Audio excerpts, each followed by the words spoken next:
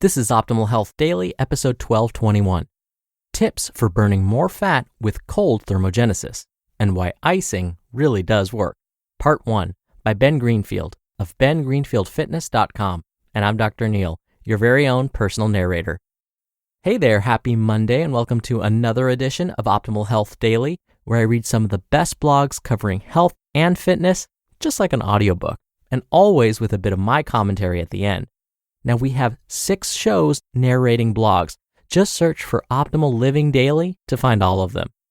Now, today's post is a bit longer than what I typically narrate. So, as usual, I'll read the first half today and then leave you hanging and then finish it up for you tomorrow. And with that, let's get right to it as we optimize your life. Tips for burning more fat with cold thermogenesis and why icing really does work. Part 1 by Ben Greenfield of bengreenfieldfitness.com. As I write today's post, I have just finished my usual 5-minute morning cold shower, followed by 10 minutes of morning yoga in my chilly backyard, and I'm currently wearing a cool fat burner vest. I may not be Wim Hof or the Iceman, but this type of cold exposure has become a morning ritual for me, and I typically do it in a fasted state, trying to accumulate at least 45 to 60 minutes of goosebumps in the AM. Compared to doing a rigorous morning workout in a fasted state, this kind of cold thermogenesis may result in a similar fat burning effect, but is less stressful on my body and joints than exercise. And let's face it, I can't exactly write this article while I'm riding a bike, but I certainly can while wearing an ice-packed vest.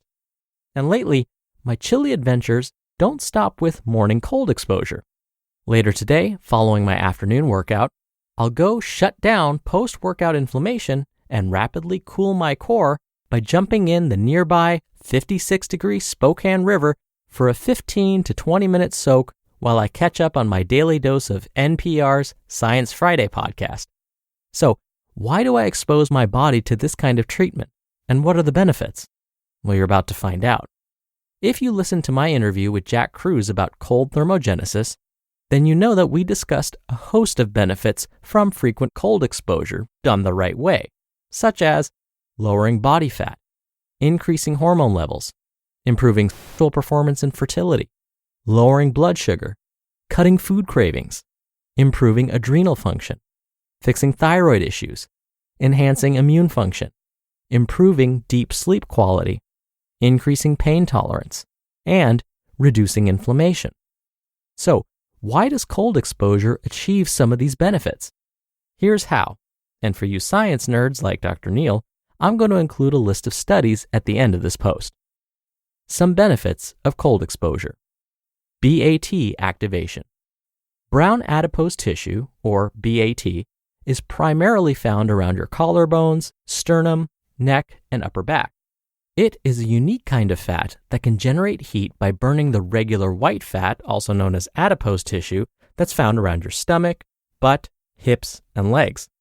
In most cases, you'd need to exercise or engage in caloric restriction to first burn glucose, also known as blood sugar, and then move on to burning glycogen, which is your stored liver and muscle sugar, before finally beginning to utilize fat as a fuel source.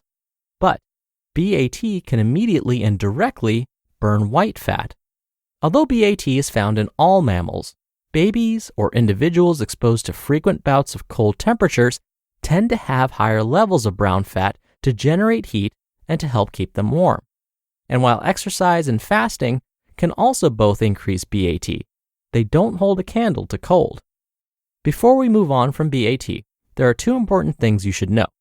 1.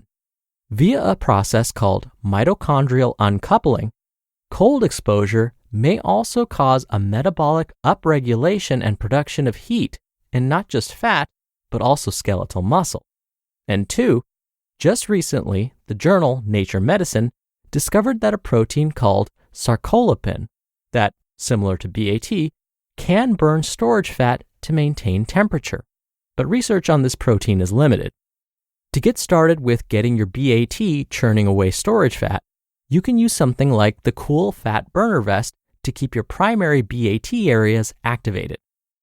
Adiponectin activation.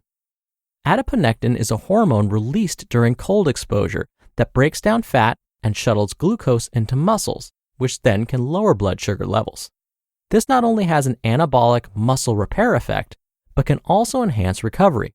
Interestingly, low adiponectin levels have been associated with obesity, diabetes, and cardiovascular disease. That's one point chalked up to adiponectin for getting exposed to some cold post-workout. More on that later. Enhanced immune system. Cold therapy has been shown to enhance the immune system, primarily by increasing levels of immune system cells that help fight disease and infection.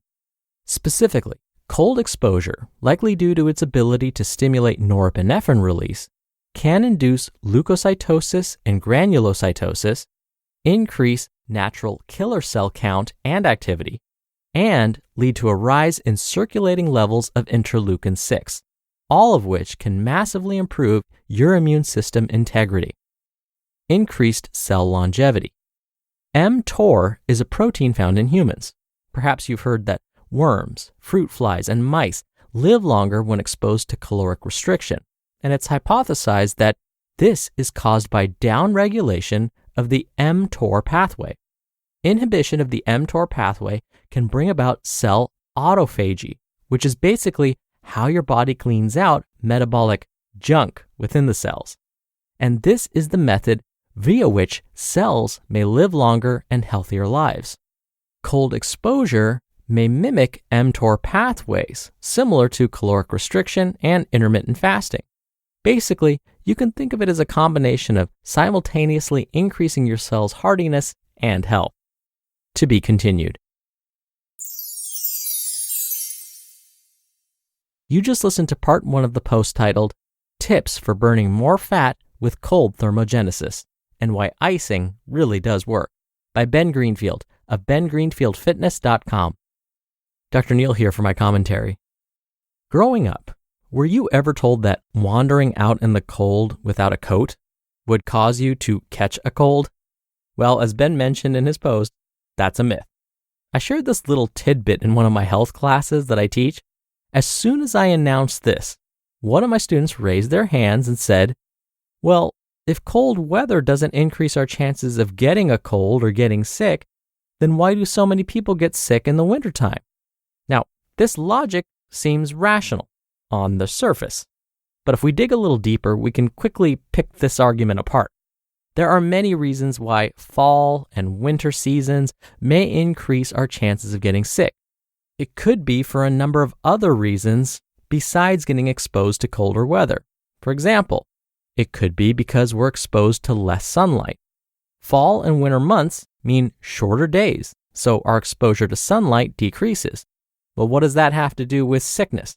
Well, less sun exposure means the body's production of vitamin D decreases. Vitamin D, we know, helps our body's immune cells perform at their best. So without enough vitamin D, we may not be able to fight off infections as well. But that may not be the only reason. We may get sick more often in fall and winter months because maybe we don't exercise as much during these months because it gets dark sooner. Or maybe we're more stressed during this time. Or maybe we don't sleep as well. Or maybe we don't eat as well. The list goes on and on. Either way, as Ben said, it's probably not the cold temperature.